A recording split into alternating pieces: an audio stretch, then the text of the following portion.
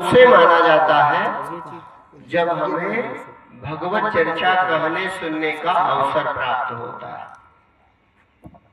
मनुष्य जन्म का सर्वश्रेष्ठ समय वह माना जाता है जब हमारे जीवन में भगवान की भक्ति करने का, परमात्मा की भक्ति करने का, उसकी कथा सुनने का, कहने का अवसर प्राप्त हो, तो वह जीवन का सर्वश्रेष्ठ समय होता है।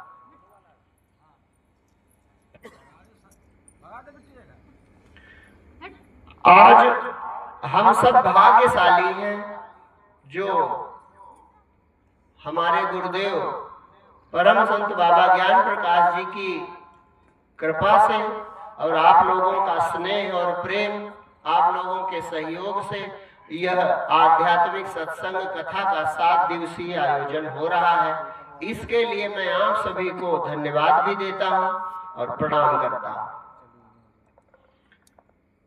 कथा सत्संग जो है वह जीवन का सत्य क्या है, जीवन का सार क्या है, जीवन का लक्ष्य क्या है और उसकी प्राप्ति कैसे हो जाए, इसकी चर्चा जो है उसे सत्संग कहते हैं।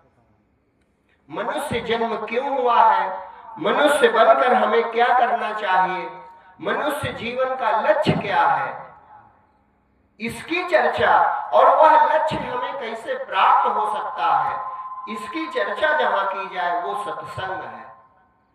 और सच्चा सत्संग तो तब है जब उस सत्य के साथ जो हमारा नित्य संयोग है उसका हमें पता चल जाए तो समझो सत्संग सफल हुआ। जो परम सत्ता है, जो परम सत्य है, जो परमात्मा है, उसका हमारा नित्य संग है। ये आवाज भैया कुछ गड़बड़ में नहीं लगा, मतलब थोड़ा सा जैसे आपको ठीक ठीक सुनाई पड़ रहा, हाँ थोड़ा गड़बड़ लग रहा है, जैसे हारन वाला इको कम कर दो और साउंड बढ़ा दो। लक्ष्य क्या है, मनुष्य जन्म क्यों हुआ और हमारा प्राप्तव्य क्या है, वो कैसे प्राप्त होगा, इसी की चर्चा 7 दिनों में होगी। और अगर आपने प्रेम पूर्वक, श्रद्धा पूर्वक ये बातें सुनी तो हो सकता है आपको अपने जीवन का लक्ष्य प्राप्त नहीं होगा, लेकिन कम से कम मार्ग मिल जाएगा। आपके जीवन की दिशा हो सकता है उस ओर बढ़ पड़े जिधर भक्ति है भगवान की, जिससे भगवत प्राप्ति होती है। क्योंकि श्रोता वक्ता ज्ञान निधि कथा राम के गूढ़, ये जो कथा होगी ये कौन सी कथा होगी, राम कथा। लेकिन कौन से राम की कथा, एक ही राम हुआ है, दूसरे राम नहीं है, लेकिन वह राम जिसका आज भी शासन है, जिसका आज भी राज्य है, जो आज भी सर्वत्र विद्यमान है, जिसके बिना कोई स्थान नहीं है, उस राम की चर्चा इस आध्यात्मिक सत्संग में 7 दिनों तक होगी। जैसे हमने भजन गाया, राम भरोसा भारी जगत में सुखकारी, कथा में एक लाइन आई, जीत गया प्रहलाद भरोसा, हिरण्यकशिप गया हारी जगत में सुखकारी। भक्ति क्या है और क्यों की जाती है, आज प्रथम दिवस है तो पहले मैं इसी पे चर्चा करूंगा।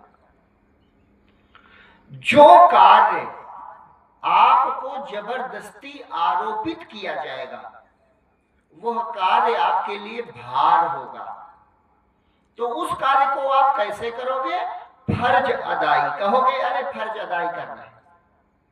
और जिस कार्य का आपको ये पता हो इससे क्या मिलने वाला है तो उसे आप मन लगाकर करते हो। तो जीवन में 2 मार्ग हैं, एक है परमात्मा की भक्ति का, दूसरा है संसार की माया, संसार के पदार्थों को एकत्र करना, धन एकत्र करना और धन से संसार के पदार्थ एकत्र करना। तो यहां जितने लोग भी बैठे हैं या जहां तक जो सुन रहा हो, आप कौन सा ऐसा कार्य है जो बिना कहे करते?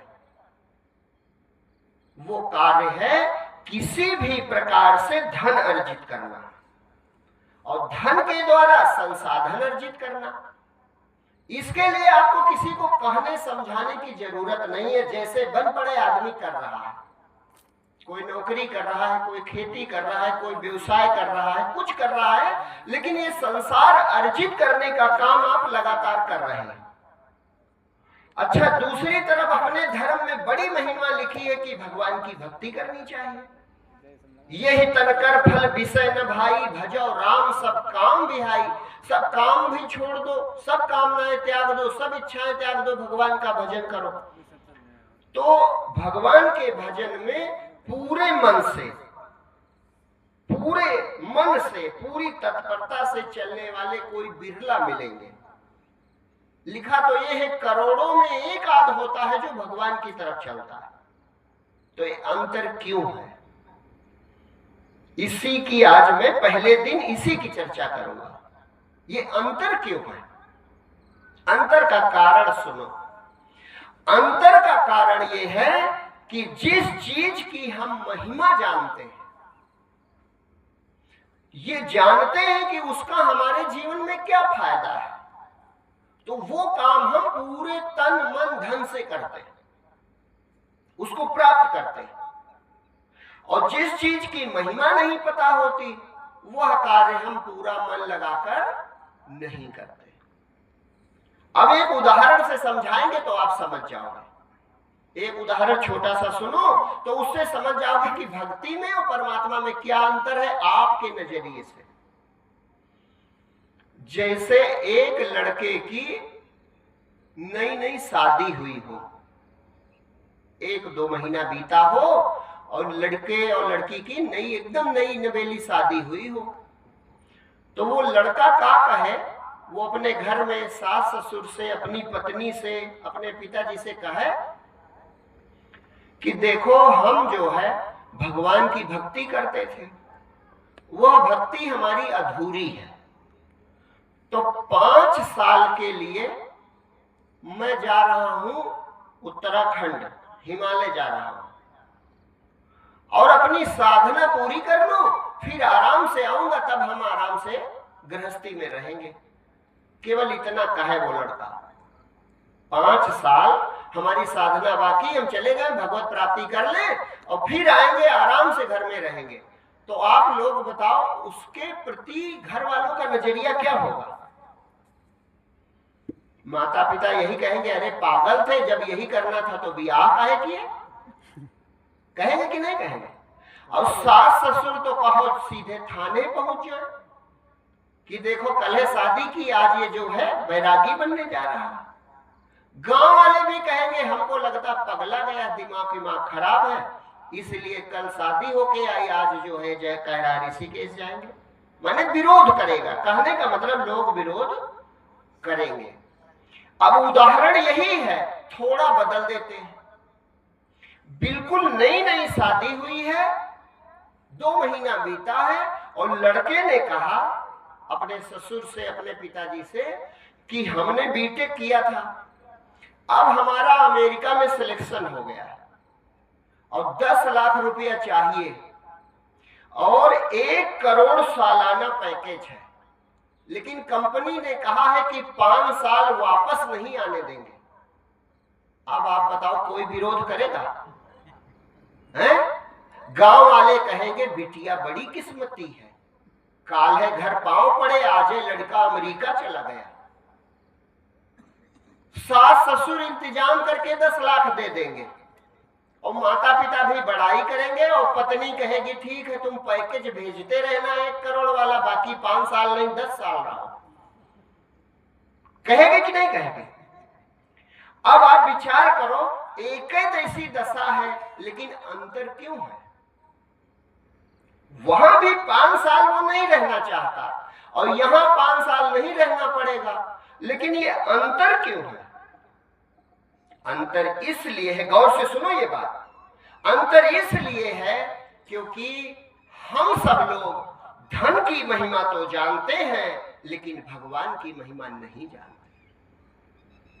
आपको परमात्मा की महिमा नहीं पता है, आपको ये पता नहीं परमात्मा क्या करता है और भक्ति से क्या मिल जाएगा। और जब हम भक्ति करके हृदय में परमात्मा का दर्शन कर लेंगे तो क्या मिलेगा, ये आप जानते नहीं हो। इसीलिए भक्ति में मन नहीं लगता, संसार में पूरा मन लगता है। ऐसा कि नहीं?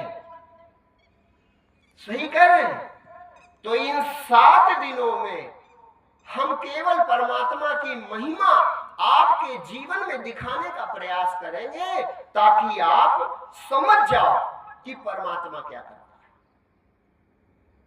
और जिस दिन ये जान जाओगे उस दिन पता चलेगा परमात्मा ही है, तुम हो ही नहीं। सिर्फ परमात्मा है, तुम तो एक कठपुतली हो, एक खिलौना, कुछ नहीं हो। उस दिन तुम भगवान के भक्त हो जाओगे।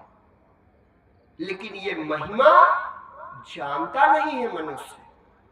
तो देखो, वो मांगता है भगवान से जो पूरे विदेश वाले केवल मेहनत से कर लेते हैं। अपने भारतवर्ष में आदमी भगवान से भगवान को मांगता है? आप बताओ। भगवान से मांगता है घर बन जाए, नौकरी लग जाए, ब्याह हो जाए, ये मांगता है भक्ति का फल। कोई नहीं कहता कि हे प्रभु तुम प्रकट हो जाओ, हे प्रभु तुम दर्शन दे दो, हे परमात्मा तुम हृदय में प्रकट हो जाओ, ये कोई नहीं कहता। क्या मांगते हो? वो चीजें मांगते हो जो कर्म से प्राप्त हो सकती है। दुनिया की चीजें कर्म से प्राप्त होती हैं। दुनिया की चीजें,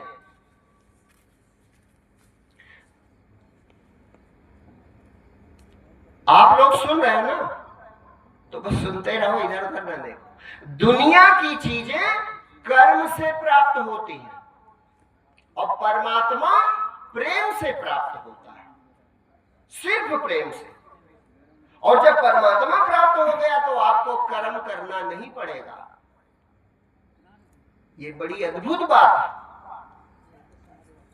लेकिन हमारी बुद्धि बहिर्मुख संसारी हो गई, हम चीजों का महत्व ज्यादा समझने लगे और परमात्मा का महत्व ही भूल गए।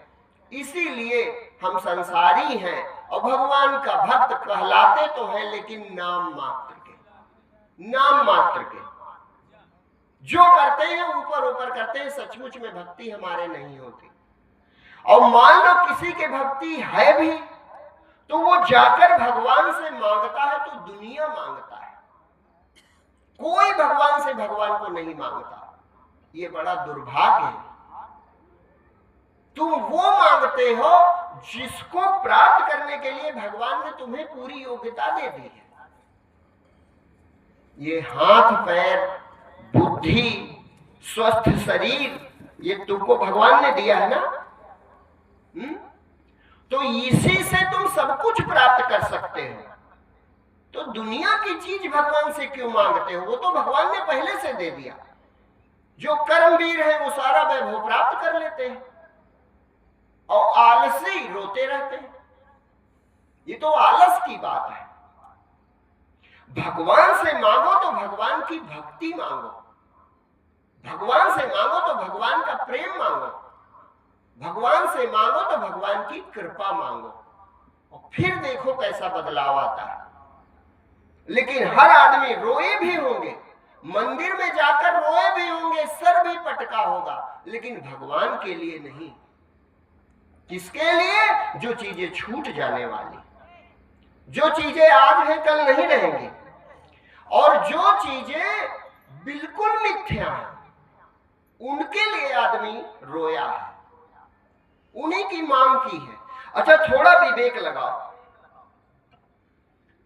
अन्य बहुत ऐसे लोग हैं जो भगवान को नहीं मानते, तो क्या उनके रुपया धन दौलत ये सब नहीं होता तुम और भक्तों से ज्यादा कहीं कहीं तो दिखाई पड़ता उनके बहुत ज्यादा। तो ये चीजें मांगकर भगवान से आप अपना समय खराब करते हैं। ये ना मांगो, भगवान से भगवान को मांगो तो समझो सच्ची भक्ति है। क्यों? क्योंकि कुछ बातें पहले समझो। सार सार क्या है, जब ये समझोगे तब आप हमारी बात समझ पाओगे। दो चीजें आपने सुनी होंगी, एक सुना होगा ब्रह्म और दूसरे माया। सुनी है? कहा जाता है शंकराचार्य भगवान हुए, उन्होंने कहा ब्रह्म सत्यम जगत मिथ्या। ब्रह्म सत्य है और जगत मिथ्या है। तो जो है वो सत्य है, और मिथ्या किसको कहते हैं? जो दिखाई पड़े और होए ना। जो दिखाई पड़े और हो ना, उसे क्या कहते हैं? मिथ्या। मिथ्या माने माया। दिखाई तो पड़ती है लेकिन होती नहीं है। तो जो कुछ दिखाई पड़ता है, जो कुछ दिखाई पड़ता, ये जो हम कह रहे हैं इसे ध्यान दोगे तो समझोगे, और ध्यान नहीं दोगे तो फिर नहीं समझोगे, तो ऊब जाओगे कि पता नहीं क्या कह रहे हैं। यही राम कथा है जो हम कह रहे हैं। राम कहाँ है, कैसे प्राप्त होता है, ये बताने का प्रयास हम करेंगे। जो है, गौर से सुनो, जो है वो है। अब कुछ ऐसा है जो है नहीं और दिखाई पड़ता है। तो जो होए ना दिखाई पड़े उसका नाम माया, और जो हो दिखाई ना पड़े जड़ आंखों से उसका नाम ब्रह्म। तो दो चीजें, अभी दो है तो एक है, लेकिन तुम्हारे समझाने के लिए अभी दो है। दो से शुरुआत होती। तुम हो कि नहीं हो? जैसे आप लोग बैठे हो तो हम पूछे तुम हो, तो क्या उत्तर होगा? हैं? कहोगे कि नहीं कहोगे? अगर हम पूछे आप हो तो क्या कहोगे? हैं? तो तुम दिखाई पड़ते हो। तुम दिखाई पड़ते हो, तुम दिखाई नहीं पड़ते। तुमको कोई देख नहीं सकता।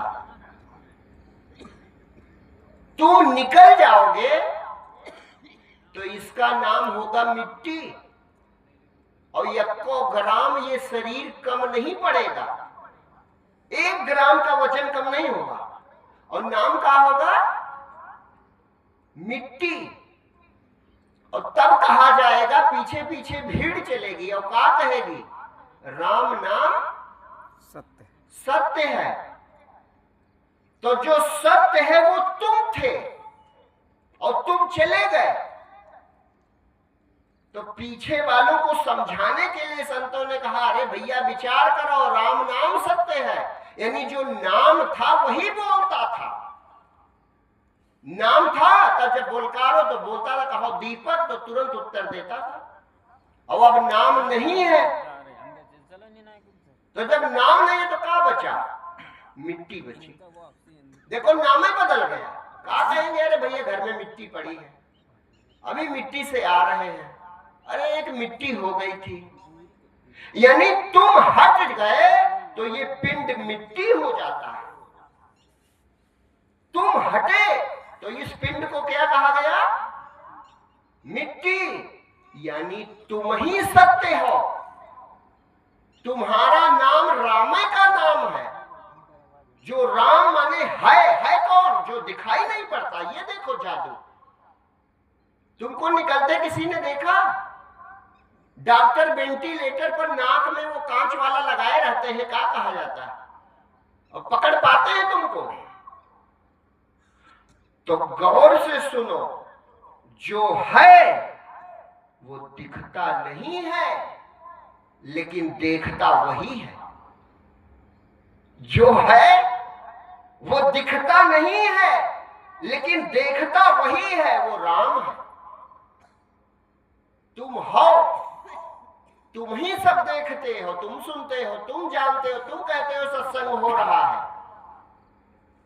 तुम हो तो आंख देखती है, तुम हो तो कान सुनते हैं, तुम हो तो पैर चलते हैं, तुम हो तो श्वास चलती है, तुम हो तो खून दौड़ता है।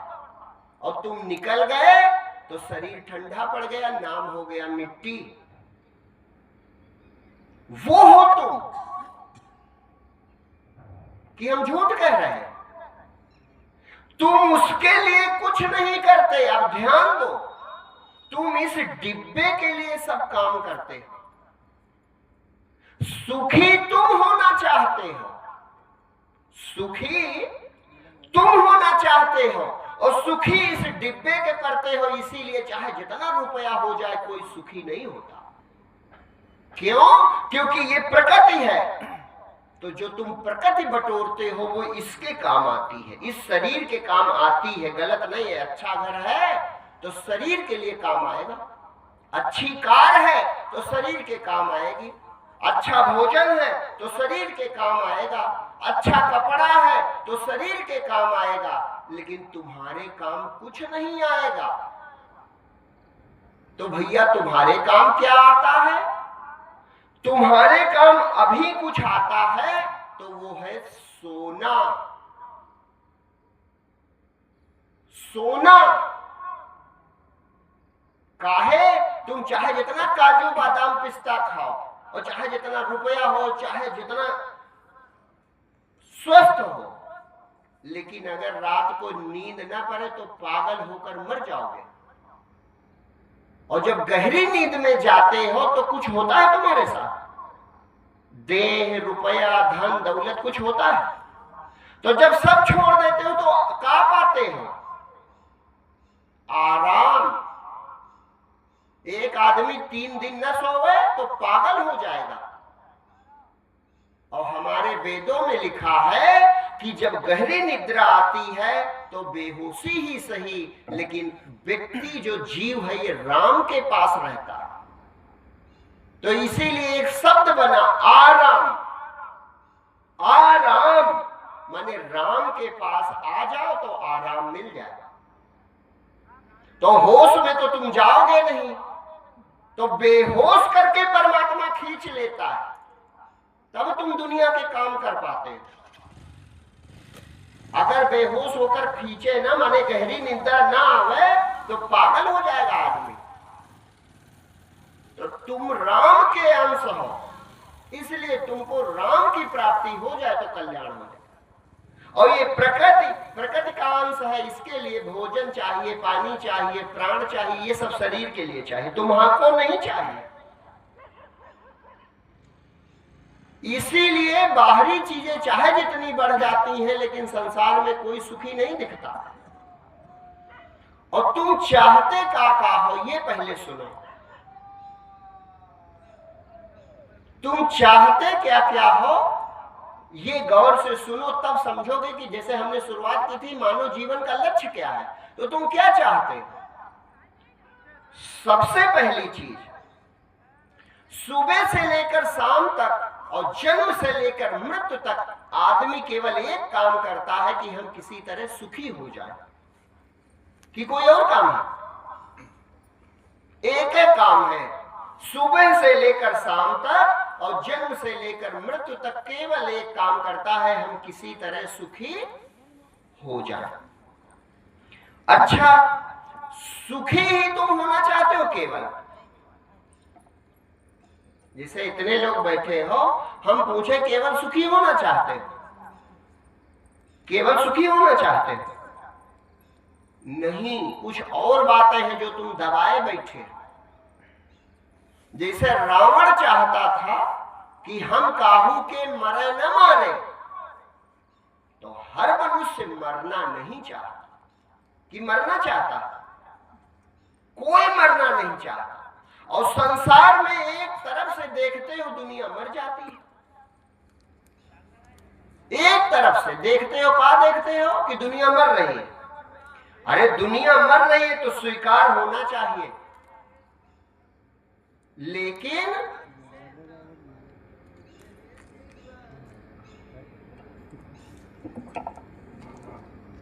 एक तरफ भैया आप लोग सुनते रहो तो हम कहते रहेंगे, हम माइक से बोल रहे हैं माने 10 गुना तेज, तब भी आप ना सुनो तो फिर बेकार है।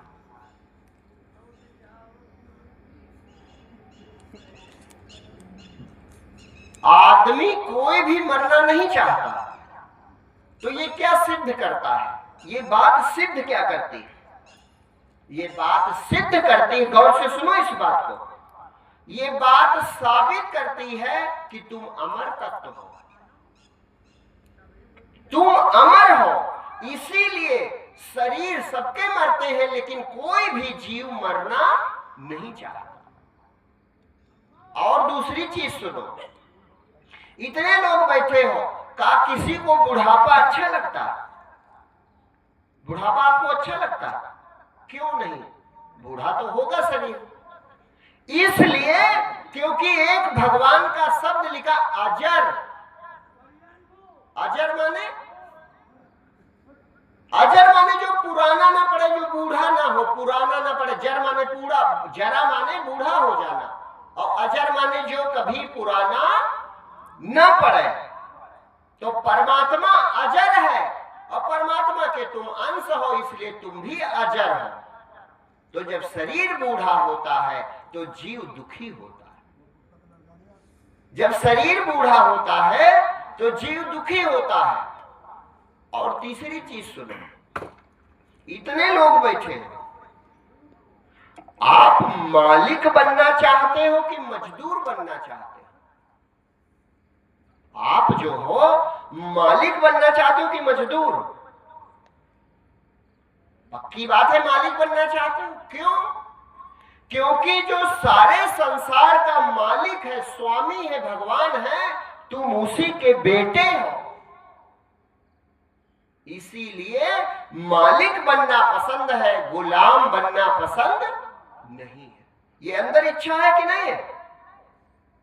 और सुनो, इस शरीर में सब विकारे विकार भरा है। विकार माने बेकार की चीजें, खाते अच्छा अच्छा, लेकिन इस शरीर में सब विकार है। आंख से निकल आवे तो चीपर, और कान से निकले तो खूंट, मुख से निकले तो लार, थूक, कफ, मल, मूत्र, मतलब इसमें विकार भरा है।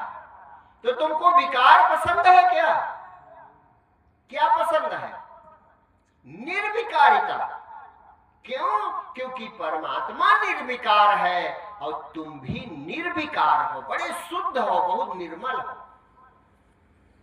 और एक चीज, तुम किसी से नीचे रहना चाहते हो कि सबसे ऊपर?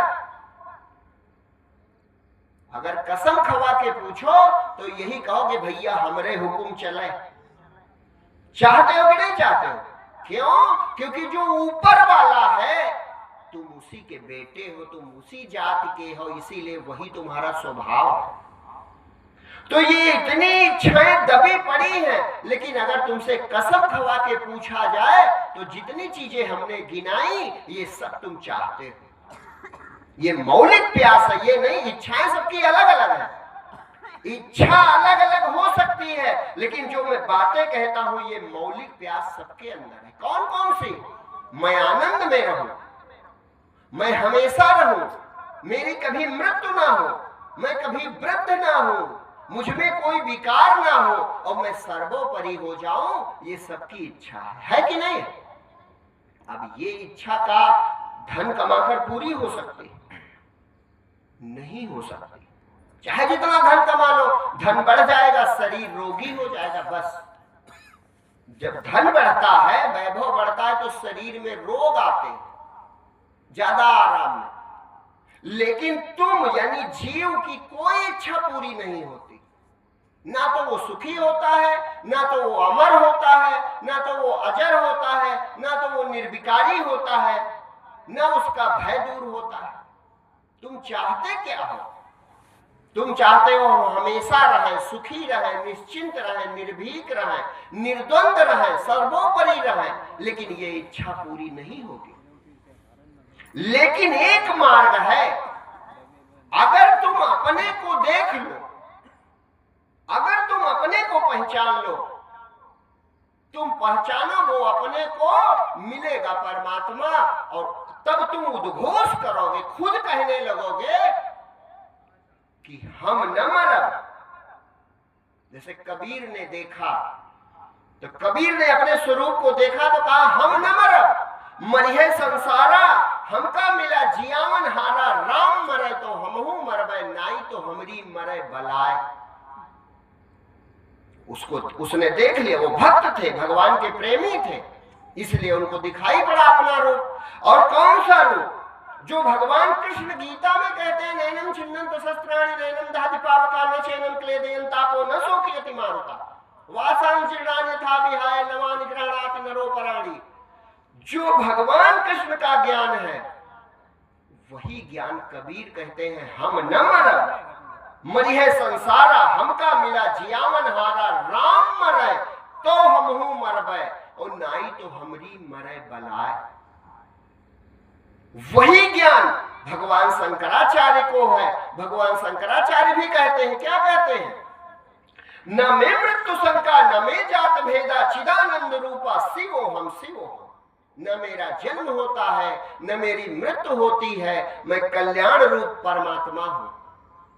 यानी जिन्होंने अपने को देखा वे परमात्मा हो गए। परमात्मा माने कि तेरा ही परम वह रूप है। उस रूप को जाने बिना तू जन्मता जाता है मर, उस रूप की पहचान कर निश्चिंत हो जग में विचर। वो राम है, तुम वही चाहते हो। और तुम नहीं, चाहे जिस जाति का हो, चाहे जिस धर्म का हो, चाहे जिस देश का हो, चाहे जो भाषा बोलता हो, प्रत्येक प्राणी के अंदर ये प्यास होती है। होती है कि नहीं होती? वो प्यास यही पूरी करना चाहता है, लेकिन वो जानता नहीं है किस रास्ते से चलकर ये प्यास पूरी होगी, तो बेचारा बाहर का रास्ता अपनाता है। वो अज्ञान के कारण सोचता है खूब धन हो जाएगा तो हो सकता है हम ज्यादा दिन तक चल जाए, हो सकता है हम ज्यादा सुखी हो जाए, हो सकता है हम ज्यादा तृप्त हो जाए। लेकिन वो जानता नहीं है कि जितना धन होगा वो केवल शरीर के काम आएगा, तुम्हारे काम नहीं आएगा, और तुम शरीर नहीं हो। कैसे? ये शंकर भगवान जगत गुरु हैं। शंकर भगवान कहते हैं उमा कहो मैं अनुभव अपना, सत हरि भजन जगत सब सपना। सपने में क्या होता है? सपने में दुनिया होती है कि नहीं होती? भाई सपने में रोज रात में सोते दुनिया होती है कि नहीं होती? सपने से तुम सीख सकते हो। सपने में जो दुनिया होती है, ये माइक जो है भैया, इससे हमें जैसे लगता है कि बहुत वो खींच रहा है कुछ आवाज, बड़ा अटपटा महसूस हो रहा है। क्या है जो बात हो, साधारण कर दो, इसको नॉर्मल कर दो। सपने में क्या होता है विचार करके देखो। सपने में पूरी दुनिया दिखती है कि नहीं दिखती? हाथ पैर होते, शरीर होता है, शत्रु मित्र होते, धरती आकाश पशु, पूरी दुनिया होती है। लेकिन क्या पूरी दुनिया होती है? क्या पूरी दुनिया होती है? नहीं होती ना। तो क्या होता है? सपने में क्या होता है? देखो विचार करो खूब विवेक से। सपने में सिर्फ देखने वाला होता है। तुम होते हो क्या होते? कि तुम भी झूठे थे? तुम होते हो और बाकी कुछ नहीं होता, लेकिन लगता सब सच्चा है। रोने लगते हो, हंसने लगते हो, और जब नींद खुलती है तो कहते हो अरे यार भ्रम था, केवल अकेले हम थे। कहते हो नहीं कहते? वहां भी शरीर है, वहां भी आंखें हैं, वहां भी हाथ पैर है, लेकिन जब नींद खुली तो कहा अरे यार हम तो अकेले थे। इसी तरह संतों ने अनुभव किया कि इस समय भी तुम हो, ये सब नहीं है जो देख रहे हो, तुम हो। और अगर उसको देख ले जाओ तो जिस तरह अपना होश आता है तो स्वप्न गायब हो जाता है। उसी तरह जब जीव अपने स्वरूप को देखता है तो जगत गायब हो जाता है।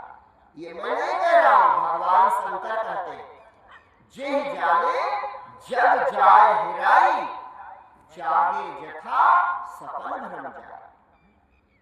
जैसे नींद से जागो सपना चला जाता है, उसी तरह परमात्मा को जान जाओ, अपने स्वरूप को जान जाओ तो जगत गायब हो जाता है।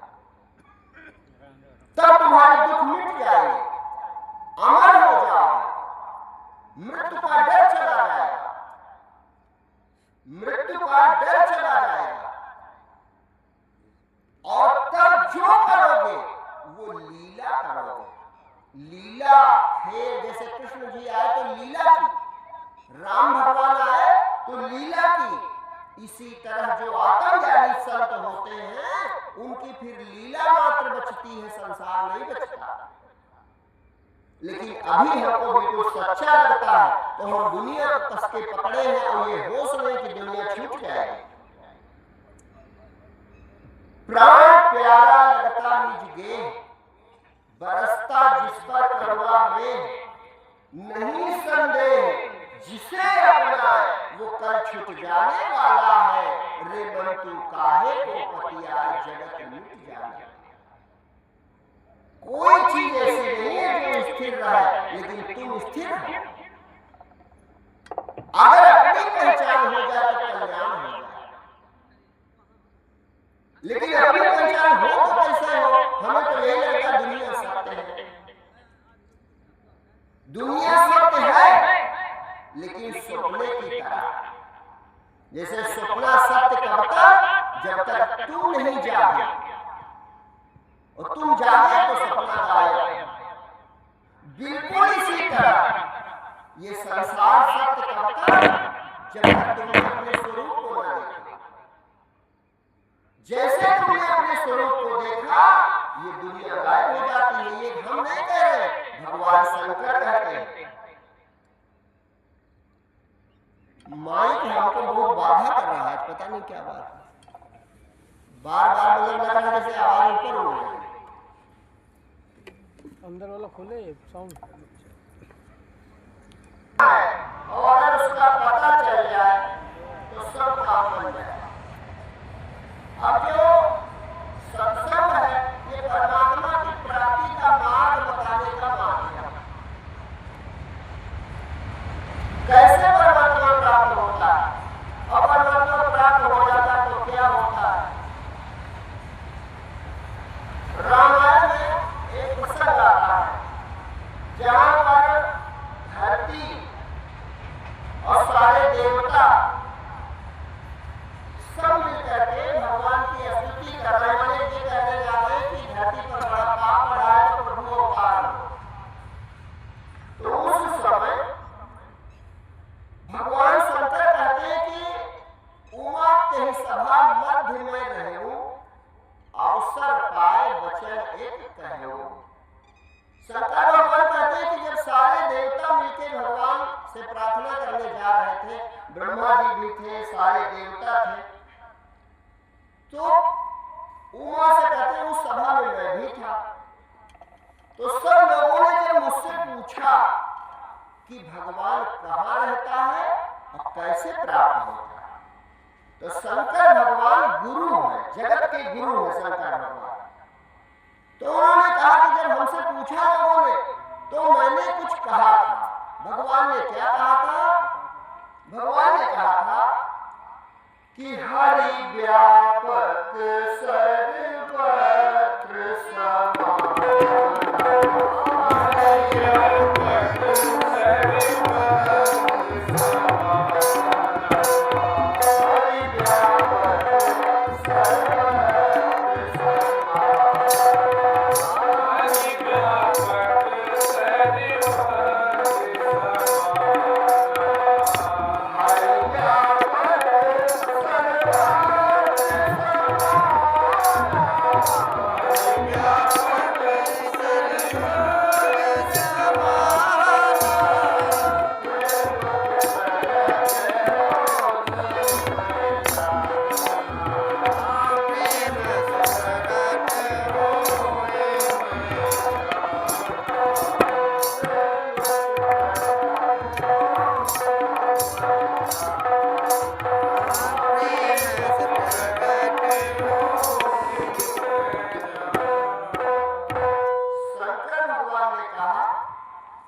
जब हमसे पूछा गया कि परमात्मा कहाँ है और कैसे प्राप्त होता है, तो मैंने कहा था कि हर व्यापक सर्वत्र समान।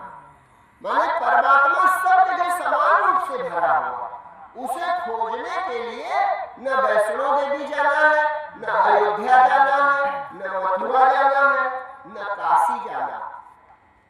परमात्मा खोजने के नहीं जाना, उस सर्वत्र समान रूप से भरा हुआ। जितना अयोध्या में है उतने कानपुर में, और जितना कनक भवन में है उतना तुम्हारे घर में है। जितना परमात्मा वृंदावन में बांके बिहारी मंदिर में है, उतना परमात्मा तुम्हारे घर में है। उतना परमात्मा तुम्हारे हृदय में है। उस समान रूप से सर्वत्र भरा हुआ है। ये हम केवल नहीं कह रहे हैं, भगवान शिव ने सब देवताओं को समझाते हुए कहा। उन्होंने कहा हर व्यापक सर्वत्र समाना, और प्रेम से प्रकट हो तो मैं जाना। प्रेम से भगवान मिल जाता है, और भगवान जब मिल जाता है, अगर परमात्मा मिल गया तो एक चीज और होती है, भक्ति स्वतंत्र सकल सुख खानी, बिनु हरि कृपा न पावै प्राण। अगर भक्ति मिल गई तो सब सुख मिल गए। तो वो परमात्मा कैसे प्रकट होता है? प्रेम से। अब प्रेम का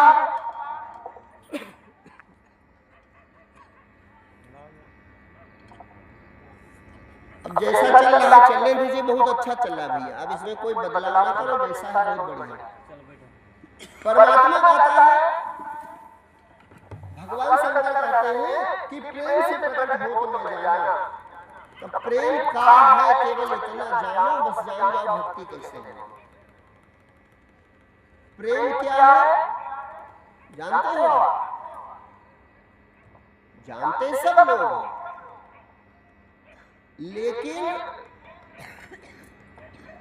अभी पूछ रहे हैं तो जैसे लगता है कोई आश्चर्य की बात है। प्रेम क्या है नहीं जानते? जानते हैं। प्रेम का मतलब होता है अपना मानना। गौर से सुनो ये बात। प्रेम का मतलब अपना। तुमको वो सब कुछ प्यारा है जो अपना। जैसे अपना शरीर प्यारा, अपना पुत्र प्यारा, अपनी पत्नी प्यारी है, अपना भाई प्यारा, अपना गांव प्यारा, अपना देश प्यारा, अपनी जाति, अपना धर्म, अपना नाम, अपना रूप, सब तुमको प्यारा है। अच्छा ये बताओ, इन चीजों के लिए तुमने कुछ किया है? जैसे भारत में रहते हैं तो भारत आपको प्यारा है कि नहीं? तो कब भारत के नाम की माला जपी है आपने? कभी बैठ के कहा माला जपी है भारत भारत भारत भारत? तो काहे प्यारा? गौर से सुनो, मैं भक्ति का रास्ता बता रहा हूं। परमात्मा देश इसलिए प्यारा है क्योंकि वो अपना है। पाकिस्तान प्यारा है आपको? क्यों नहीं प्यारा? क्योंकि अपना नहीं है। तो ये सूत्र मैं बता रहा हूं, प्रेम का मतलब होता है अपना। जो चीज अपनी है उसमें प्रेम होता है। जो चीज अपनी है उसमें प्रेम होता है। तो जिन जिन चीजों को तुम अपना मानते हो उनमें तुम्हारा प्रेम है, और उन्हीं के लिए तुम मरे जा रहे हो। देखो एक खूबी देखो, बेटा प्यारा है तो बेटा सुखी रहे इसके लिए पिता पूरी मेहनत करता है। पत्नी प्यारी है तो पत्नी सुखी रहे इसके लिए मेहनत करता है। परिवार प्यारा है तो परिवार सुखी रहे इसके लिए मेहनत करता है, और केवल सुखी देखना चाहता है। लेकिन भैया ये जितना तुम्हारा प्रेम है ये ममता है, और ये तुम्हारा काम भगवान की ओर चलने वाला नहीं पूरा कर पाए। इसलिए भगवान राम ने बताया तरीका कि क्या करो तुम जो हमें पा जाओ। देखो बहुत सही बात है जो हम कह रहे हैं, यही भगवान राम कह रहे हैं। भगवान राम ने कहा जननी जनक बंधु सुत दारा तन धन भवन सुहृद परिवार। जननी माने माता, जनक माने पिता, बंधु माने भाई, सुहृद माने कोई मित्र है तैसे, दारा माने पत्नी और घर परिवार संपत्ति। इतनी चीजें तुमको प्यारी है कि नहीं? तो इनके लिए हम प्राण त्याग देते हैं, इन्हीं के लिए हम जिंदगी बिता देते हैं। बिताओ जिंदगी ये लोग नहीं, लेकिन भगवान राम कहते हैं अगर मुझे चाहते तो क्या करो? तो उन्होंने कहा जननी जनक बंधु सुत दारा तन धन भवन सुहृद परिवार सब कह ममता ताप बटोरी मम पद मनहि बांध बरदोरी। अगर मुझे पाना चाहते हो तो इन सब से ममता जो है वो हटाओ और वो ममता मुझसे जोड़ो। क्यों? मैंने अभी बताया अपना में प्रेम होता, अपने में, और मम्मा ने मेरा अपना। तो भगवान कहते हैं जितनी ममता तुम्हारे परिवार में है, पत्नी में, पुत्र में, भाई में, बहन में, अगर इतनी ममता मुझसे हो जाए तो समझो प्रेम हो गया, फिर भक्ति हो गई और फिर सब काम बन जाएगा। जहां जहां भगवान राम गिनती कराते हैं उनमें कोई बाधा पड़े तो आदमी रोने लगे।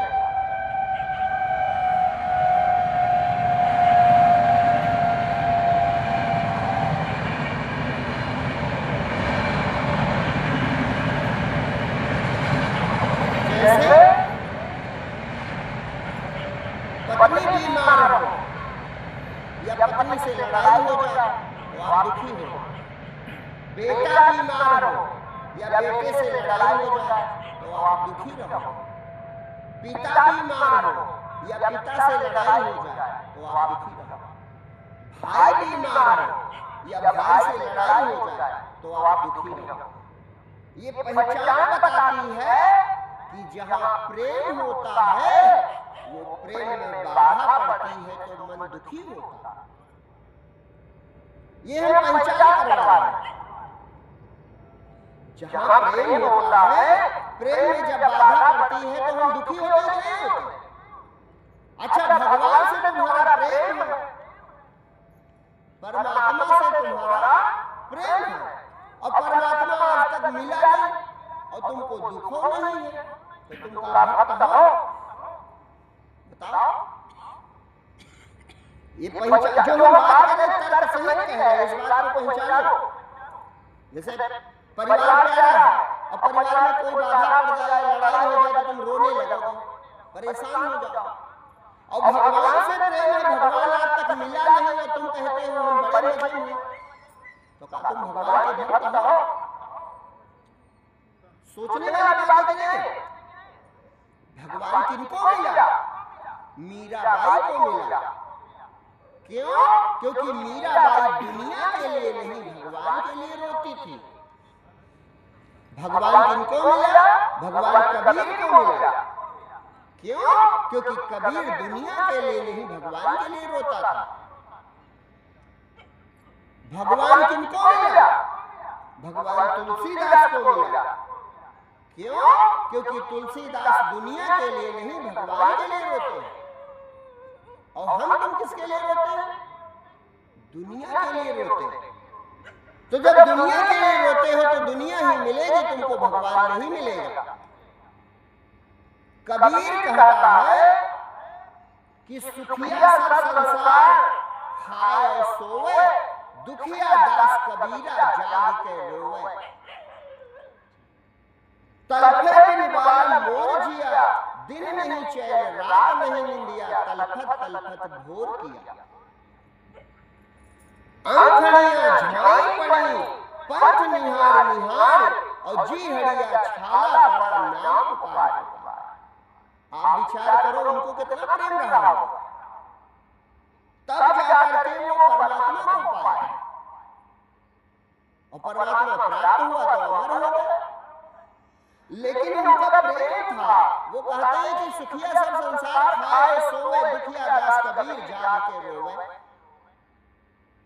गुरु नानक, कल कार्तिकी पूर्णिमा थी, गुरु नानक जी का जन्मदिन था। तो गुरु नानक जी 6 साल के, कितनी उम्र थी? 6 साल। 6 साल के, और रात को 2 बजे आंगन में बैठा रो रहा है बेटा। 6 साल की उम्र में आंगन में बैठे रो रहे थे बहुत तेज। तो गुरु नानक की माता जी उठी, तो उन्होंने कहा भैया काहे रो रहे हो, का पेट दर्द कर रहा है, कोई बात है? तो गुरु नानक ने 6 साल की उम्र में दोहा लिख दिया। उसी समय चकई चकवा पक्षी बोल रहे थे। तो उन्होंने कहा अपनी माता जी से, चकवी बिछड़ी रहदा आ मिले प्रभात, और जे जन हरि से बिछड़े दिवस मिले ना। कहा माता जी देखो चकवा चकवी कितना रो रहे हैं, ये रात भर के बिछड़े हैं तो इनको चैन नहीं मिल रहा, और हम तो परमात्मा से जन्म जन्म के बिछड़े हैं, तो उसी भगवान के लिए रो रहे हैं। वो थे गुरु नानक जिनका पंथ चलता, बचपन से भक्त थे, पूर्ण महात्मा, केवल परमात्मा में प्रेम, संसार में उनका प्रेम ही नहीं था। वो बहुत अद्भुत थे। थोड़ा बड़े हुए गुरु नानक जी, तो उनके पिताजी सेठ थे, साहूकार थे। तो उनसे कहा कि नानक तुम्हारी उम्र हो गई है, बड़े हो गए हैं, तो कुछ धंधा पानी करो। तो नानक ने कहा पिताजी जो कहा वो करो। तो उस समय उनके पिताजी ने उनको कुछ रुपए दिए। अब कहा हम देखेंगे तुम कोई व्यवसाय करो। तो गुरु नानक जी ने वो पैसे लिए। जाड़े का समय था, जाड़े का समय चल रहा था। तो कहा व्यवसाय में इस समय कंबल खूब बिकेंगे। अच्छा उस जमाने में या तो बैलगाड़ी थी या तो लोगों के यहाँ गधे होते थे, गधे पर सामान लाद कर ढोया जाता था। तो गुरु नानक के यहाँ भी गधा पाला था। तो उन्होंने बाजार से जाकर कुछ कम्मर खरीदे। अब कम्मर खरीद कर गधे की पीठ पे रख लिया, गांव में फेरी की तरह बेचने निकल गए। अब जब बेचने पहुंचे तो वहां एक सचमुच में बड़ी गरीब औरत आई। तो उसने पूछा कि बाबा कम्मर कितने का है? तो मान लो उन्होंने कहा 1 रुपए का। तो कहा कि उस बुढ़िया ने कहा अरे हमारे पास 1 रुपया तो नहीं है और बहुत जाड़ा लगता है, जाड़े का समय है, तो कुछ कम का दे दो। तो नानक ने कहा कितने पैसे हैं? तो उस बुढ़िया ने कहा एको पैसे नहीं। तो कहा एको पैसे नहीं? अरे कोई बात नहीं, आप ले जाओ, जाड़े से तो बचोगे। कम्मर उड़ा दिया उस औरत को। अब गांव के लोगों ने सोचा कि ये व्यापारी तो बड़ा मूर्ख है, तो बस दूसरे बुढ़ऊ आ गए। अब वो तो सच में गरीब थी, दूसरा नकली आया। उसने झूठे कहा भैया कम्मर कितने का है? नानक साहब ने कहा 1 रुपए का है। तो कहा हम गरीब हैं, पैसा एको नहीं है, जाड़ा बहुत लगता है। नानक साहब ने दूसरा कम्मर उठाया, उड़ा दिया। उनको कहा अरे बाबा तुम कम्मर रहो, पैसा हो चाहे ना। अब गांव वाले पक्का जान गए कि ये लड़का बड़ा मूर्ख है। अब जो देखो गरीब बन के आने लगा। अब आप बताओ जब फ्री लुटाओगे तो कितनी देर लगेगी? थोड़ी देर में सारे कम्मर गायब, सब कम्मर बिक गए। अब बिके का फ्री में दे दिया इन्होंने। सब गरीब बन के आए, सब झूठ बोल रहे हैं, कम्बल लेके चले गए। अब घर पहुंचे, गधे की पीठ खाली। तो पिताजी ने कहा कि नानक कोई धंधा किया? तो कहा अरे पिताजी बहुत मुनाफे का धंधा किया। कहा पिताजी बड़े मुनाफे वाला धंधा किया। तो कहा कितना मुनाफा कमाए? कहा अरे इतना मुनाफा कमाए हैं कि युगों तक खर्च करो कम नहीं पड़ेगा। तो ऐसी बातें सुने तो पिताजी तो व्यवसायी, तो उन्होंने कहा कुछ हिसाब किताब बताओ। तो कहा अरे हम एक गांव में पहुंचे, अब पर प्रभु हमारे रूप बदल के माता बन के आए। अब कहा हमें जाना लगता है और पैसा नहीं है, तो हमने सोचा ये सेवा का अवसर है, अब इससे सुंदर अवसर कहाँ होगा, हमने कम्बल दे दिया। अब फिर प्रभु रूप बदल के आना शुरू किए, आते चले गए और मैंने सोचा सेवा का कितना सुंदर अवसर है, मैं कम्बल देता चला गया।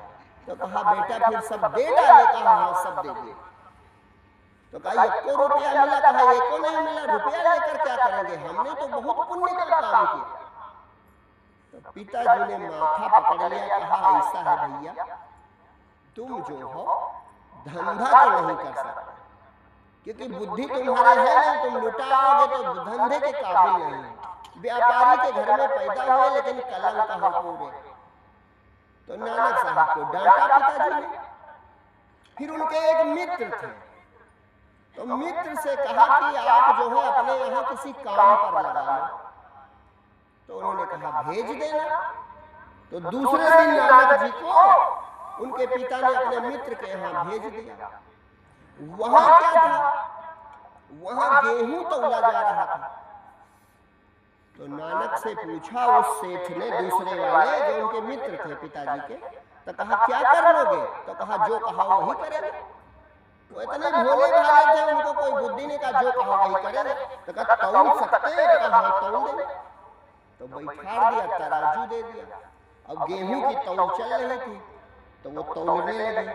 तो गिना नहीं जाता तौलने में, एक बार कई बार कहते हैं, जैसे 1 है 1, 2 है 2, 3 है 3, तौलने वाले कहते नहीं। तो वो तौलने लगे गेहूं। तो 1 से शुरू किया, 1 है 1, 2 है 2, 3 है 3। जब 13 पर पहुंचे, बस उनकी सुरति भगवान में चढ़ गई कि सब 13 है। तो वो गेहूं तौलने गए, 13 है 13। अब 14 कहबे नहीं करे, तब बोरा भर गया। मजदूरों को मजा आया, वो दूसरा बोरा लगा दिया। इनका 13 का आगे गिनती नहीं, 13 है 13, 13 है 13, 13 है 13, बस यही करें। अब 1-2 बोरा तो भर गए, तो मजदूर गए और उसको बुला के लाए। सेठ को कहा चलो देखो कौन पागल आदमी लाया है। तो कहा काहे? कहा 13 का आगे इसको गिनती नहीं आती।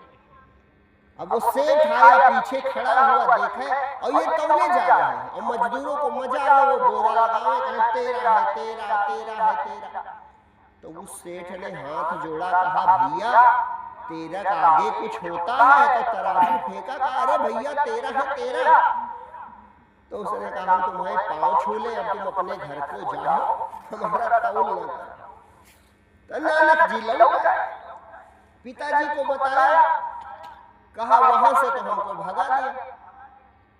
तो सेठ दूसरे दिन मिले, पूछा क्या बात थी? तो पूरी घटना बताई कि भैया तुम्हारा लड़का 13 करता है और कुछ जनते नहीं।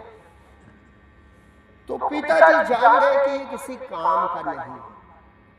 तो जैसे आजकल शहरों में मजदूर की मंडी लगती, इसी तरह उस जमाने में गुलामों की मंडी लगती थी, क्योंकि मुगलों का समय था। तो गुलामों की मंडी में चले गए बेचारे नानक जी। उनके पिता ने डांटा, कहा जाओ कहीं गुलाम हो जाओ किसी के, अब तुम कोई लायक नहीं हो। तो नानक साहब गुलाम की मंडी में चले गए और वहां जब गए तो एक मुसलमान कोई बादशाह था, उसने खरीद लिया। अरे बादशाह नहीं था, मुस्लिम था, उसने खरीद लिया। अब वो लेकर चला गया, उसने गुलाम बना लिया। अब उसके यहाँ वो घर का काम करे, बड़ी दूर नदी से पानी लाना होता था, तो नानक साहब पानी लेकर आए। तो उसकी औरत 2 घड़े दे दी कि दोनों घड़े भर के लाओ। तो एक दिन दोपहर के समय नानक साहब सर पे घड़ा रखे आए, तो उस दोनों पति पत्नी ने क्या देखा कि नानक साहब के सर पे घड़ा नहीं है, सर से ऊपर है घड़ा। तो वो चकित रह गए। क्यों? क्योंकि ये पूर्ण परमात्मा में डूबे थे और परमात्मा भक्तों पर अपनी रक्षा करता है, दया करता है। वो कैसे चाहे कि हमारा भक्त गुलाम बने? तो उन्होंने देखा और गुरु नानक साहब की वृद्धावस्था की तस्वीर आप लोगों ने देखी होगी, कितनी सुंदर और आकर्षक है।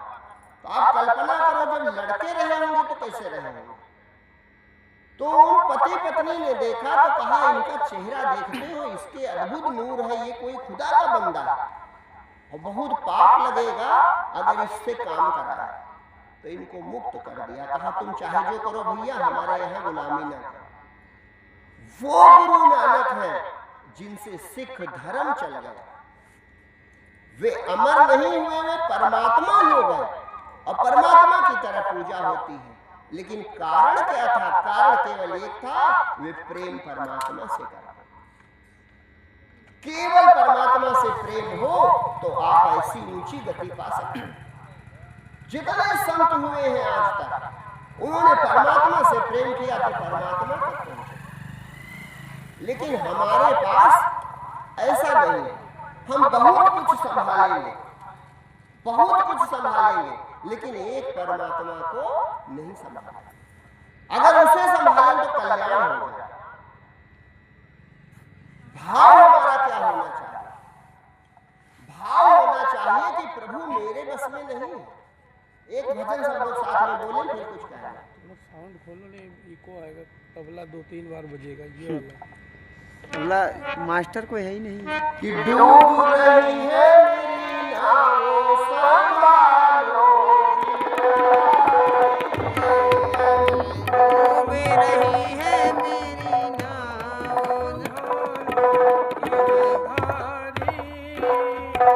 डूब रही है मेरी नाव संभालो।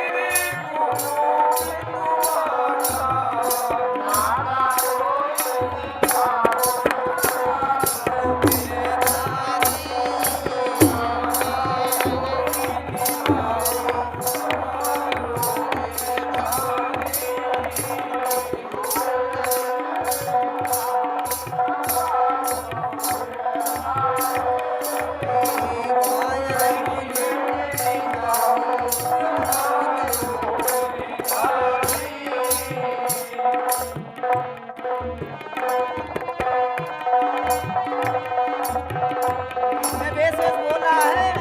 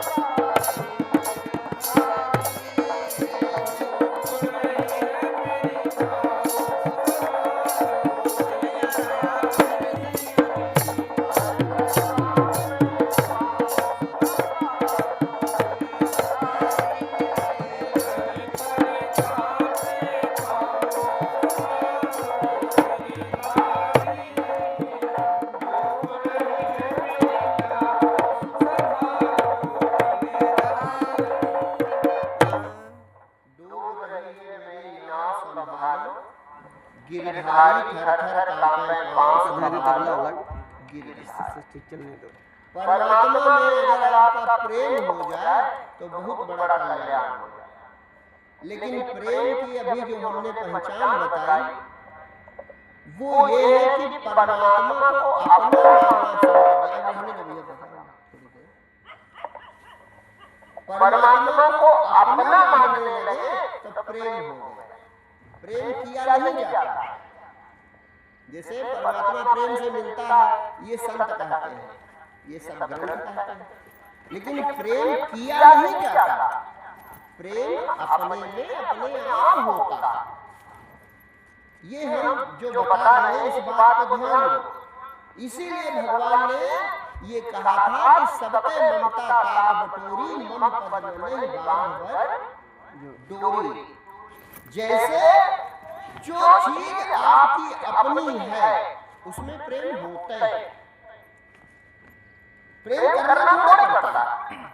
अगर आपका बेटा है उदाहरण के लिए तो बेटे के क्या नाम की माला जपते। हमने जो चीजें बताई हैं वो एक सूत्र की तरह है। बड़े बोले लोगों कोई बात नहीं। अगर थोड़ी देर अभी आप धैर्य पूर्वक सुनोगे तो आपको भक्ति का मार्ग मिलेगा। मैं कह रहा हूं कि जो चीज अपनी है उसमें आपका प्रेम है कि नहीं। जो चीज अपनी है उसमें आपका प्रेम है। जैसे अपना शरीर तो प्यारा है, अपना नाम प्यारा है, अपनी जात प्यारी है, अपना धर्म प्यारा है, अपना बेटा प्यारा है, अपना पिता प्यारा है, अपनी माता प्यारी है। तो भगवान को अगर अपना मान लो बस प्रेम हो गया। केवल अपना मान लो बस प्रेम हो गया और कुछ नहीं करना। केवल भगवान को क्या मान लो, अपना मान लो। भगवान राम कहते हैं विभीषण जी से कि जो मुझे अपना मानता है मैं उसका हूं। मैं तो सबका पहले से हूं, लेकिन जो मुझे अपना मानता है मैं उसको मिल जाता। और बहुत बड़ी बात भगवान कहते हैं, गौर से सुनो।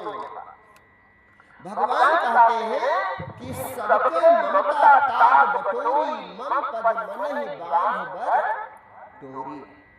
कहां से ममता हटानी है।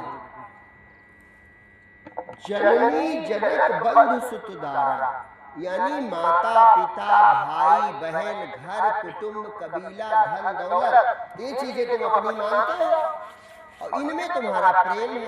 तो भगवान कहते हैं कि जो ये चीजें हैं ये सब मेरी ही है।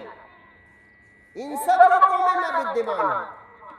मैं ही पिता हूं, मैं ही माता हूं, मैं ही भाई हूं, मैं ही बहन हूं, मैं ही धन दौलत हूं, मैं ही पद प्रतिष्ठा हूं। तुम पहचानते नहीं हो। तो भगवान का कथन है अगर तुम मुझको इनकी ममता हटाकर मुझे अपना मान लो। और साथ में एक बात और कहते हैं सबके ममता ताग बटोरी मम पद मने बांध बर डोरी। समदर्शी इच्छा कछु नहीं। समदर्शी हो जाओ यानी सब में मुझको देखो, सब में मुझको देखो। समदर्शी इच्छा कछु नाही हर्ष शोक भय नहीं मन मानो। अगर इतना कर सको तो भगवान कहते अस सज्जन मम बस कैसे लोभी हृदय बसहि धन। जैसे लोभी का मन हमेशा धन में बसा रहता है इसी तरह ऐसा प्यारा भक्त मेरे मन में बसा है। सोचो कितनी बड़ी बात है।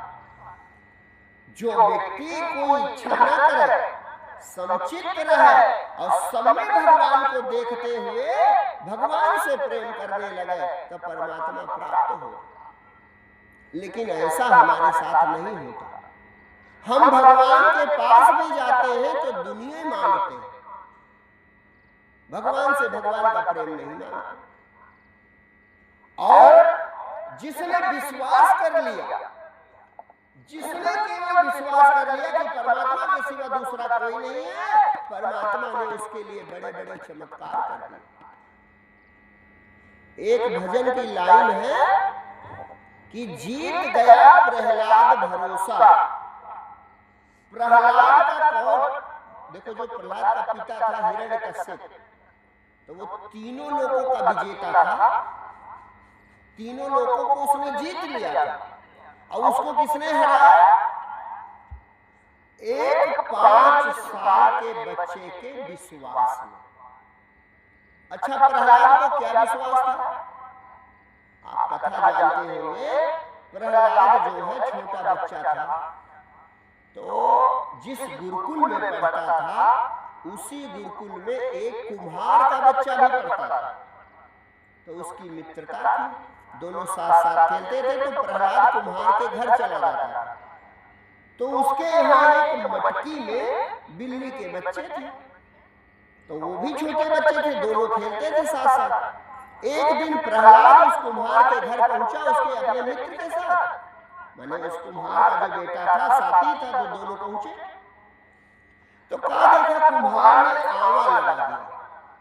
अब आवा लगा दिया तो आग जल रही थी, तो उसने देखा कि उसमें तो वो मटकी भी चली गई जिसमें बिल्ली के बच्चे थे। अब आग चारों तरफ से धू धू करके जल रही थी, तो वो रोने लगे दोनों बच्चे। तो कुम्हार ने पूछा कि भैया काहे रो रहे हो? तो कहा अरे पिताजी आप देख नहीं पाए, इसमें बिल्ली के बच्चे थे 2 ठो, अब इसी आमे के अंदर वो जल जाएंगे। तो कुम्हार ने एक बात कही कि भैया जिलाने वाला है भगवान, मारने वाला है भगवान, अगर भगवान चाहेगा तो बच्चे बच जाएंगे। तो प्रहलाद अपने घर की ओर भागा, तो कुम्हार ने रोक लिया, कहा कहाँ जा रहे हो प्रहलाद? तो कहा अरे हमारे पिताजी भगवान हैं, और आप कहते हो भगवान चाहेंगे तो बच जाएंगे। तो उस कुम्हार ने कहा कि भैया प्रहलाद तुम्हारे पिताजी भगवान नहीं है, भगवान वो है जिसने बिल्ली के बच्चे बनाए, और जिसने आग बनाई, और जिसने पूरी दुनिया बनाई, वो चाहेगा तो बच जाएंगे। तो कहते हैं 5-6 दिनों तक आवा जलता है, 5-6 दिनों तक आवा जलता रहा, फिर ठंडा पड़ा। तो कुम्हार ने जब मटके हटाने शुरू किए तो सारे मटके हटाते चले गए, बीच का घड़ा कच्चा था और बिल्ली के बच्चे जीवित थे। अच्छा, आप इतने लोग बैठे हो, बताओ क्या ऐसी कोई अचरज की घटना आपने जीवन में नहीं देखी? ऐसा अचरज क्या आपने नहीं देखा? देखा होगा, कहीं न कहीं जरूर देखा होगा। बहुत बार ऐसा होता है एक्सीडेंट हुआ लेकिन कोई बच गया, देख के गाड़ी लगता है कि गाड़ी चकनाचूर हो गई, कोई बचा नहीं, लेकिन कहा नहीं चारों लोग बच गए। तो एक बात पक्की है कि जो आश्चर्य प्रहलाद ने देखा था वो आश्चर्य आपने भी कभी ना कभी देखा। लेकिन प्रहलाद ने क्या किया? भरोसा कर लिया, विश्वास कर लिया। किस बात पर? कि मारने वाला और पैदा करने वाला परमात्मा, उसकी मर्जी के बिना पत्ता नहीं हिलता, तो जब तक वो नहीं चाहेगा मुझे कोई मार नहीं सकता।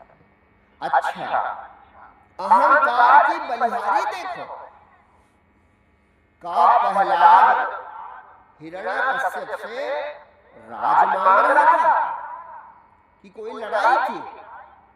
केवल इतना कह रहा था कि पिताजी तुम परमात्मा नहीं हो, परमात्मा कोई और है। और घमंड जिसको होता है वो अपने बेटे को भी नहीं छोड़ता।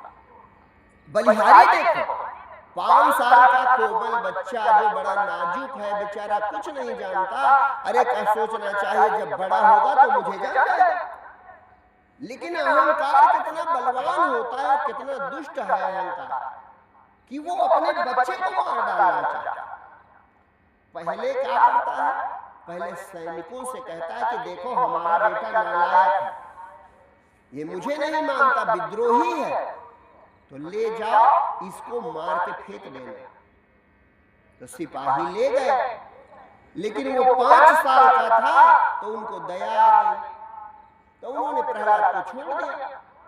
अब दूसरे दिन देखा महल में प्रहलाद फिर टहल रहा, तो उन सैनिकों को बुलाया हिरण्यकश्यप ने, कहा क्यों तुमने मारा क्यों नहीं?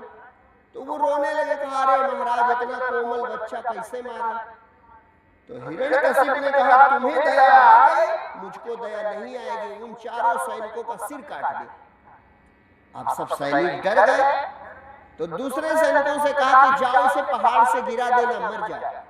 तो दूसरे सैनिक लेकर गए, पहाड़ से छोड़ा, लेकिन प्रहलाद न मरा। अब देखो परमात्मा चमत्कार करता है, लेकिन अहंकारी को नहीं दिखाई देता। अहंकारी सोचता है किसी कारण से बच गया है। दूसरे दिन फिर महल में देखा, तो सैनिकों से कहा क्यों तुमको भी दया आई? तो उन दूसरे सैनिकों ने कहा अरे महाराज, कल आपने जो मृत्यु दंड दिया है भला हम छोड़ सकते हैं? हमने तो पर्वत से गिराया, ये पता नहीं कैसे बच गया। फिर कहते हैं वो अनेकों प्रयास करता है, पागल हाथी के सामने छोड़ देता है, विषैले सर्पों के बीच छोड़ता है, गरम तेल के कढ़ाई में छोड़ता है, और अपने सगे बेटे को, और हर बार परमात्मा बचा लेता है। क्यों? क्योंकि प्रहलाद को पूर्ण विश्वास है कि परमात्मा मेरी रक्षा करेगा। अब 5 साल का कोमल बालक है, उसे विश्वास है कि जिसने मुझे पैदा किया वो मेरी रक्षा करेगा। तो परमात्मा हर बार चमत्कार करता है। लेकिन आंख के अंधे अहंकारी हिरण्यकशिप को नहीं दिखाई पड़ता। ये भक्ति है, उसने कोई वेद पुराण में नहीं पढ़ा, न कोई तपस्या की है, न कोई बहुत बड़ा त्याग किया है। केवल क्या किया है? विश्वास कर लिया कि भगवान हमारे रक्षक हैं, तो भगवान रक्षा करते हैं। अब उसकी सगी बहन होलिका, अब बताओ आजकल का जमाना हो, आप अपने बेटे को मारने चलो तो आपकी बहन सहयोग करेगी? आप अपने बेटे को तलवार से काटने चले तो आपकी बहन सहयोग करेगी? वो कहेगी अरे भैया ले जाए, हम अपने घर में पाल लेंगे। लेकिन वो बुआ जी कितनी खतरनाक रही होंगी। उन्होंने कहा, हिरण्यकशिप ने कहा बहन तुमको ब्रह्मा जी का वरदान है, तुम आग में नहीं जलोगी, तो तुम जकड़ के बैठ जाओ और हम आग लगा दे, इसको जला डालो। कितनी खतरनाक बुआ जी कि पकड़ के बैठ गए। वो था सतयुग, आज है कलयुग। मैं तो कहूंगा कलयुग अच्छा। आज अगर आपकी बहन हो और आप अपने बेटे को मार डालना चाहो तो बहन बचाने का प्रयास करेगी कि नहीं करेगी? और वो कौन सा युग था कि बहन खुदे पकड़ के बैठ गई प्रहलाद जी को?